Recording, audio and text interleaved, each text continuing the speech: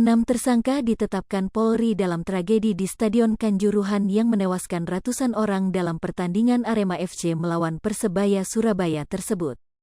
Penetapan 6 tersangka tersebut disampaikan langsung oleh Kapolri Jenderal Listio Sigit Prabowo saat konferensi pers di Mapolres Malang Kota, Kamis, tanggal 6 Oktober tahun 2022.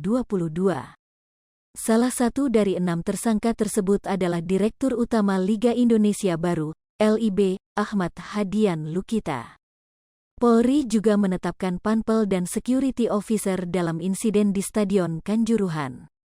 Ada 6 tersangka dalam peristiwa tersebut, kata Kapolri dalam jumpa pers di Mapolresta Malang Kota, Kamis, tanggal 6 Oktober tahun 2022.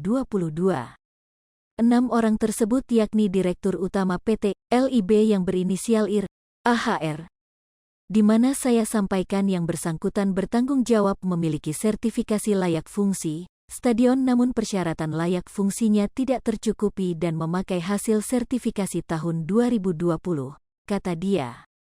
Kemudian selaku Ketua Panitia Pelaksana. Tersangka selanjutnya adalah SS selaku Security Officer. Dia dinilai lalai dan memerintahkan steward meninggalkan pintu gerbang saat insiden tersebut. Kemudian, Kabagops Polres Malang Wahyuses, lalu H yakni anggota Brimob Polda Jatim. Daftar tersangka tragedi di Kanjuruhan. 1. Direktur Utama Liga Indonesia Baru, LIB, Ahmad Hadian Lukita. 2. Ketua Panitia Pelaksana, Abdul Haris. 3. Security Officer, Suko Sutrisno. 4. Kabagops Polres Malang, Wahyuses. 5.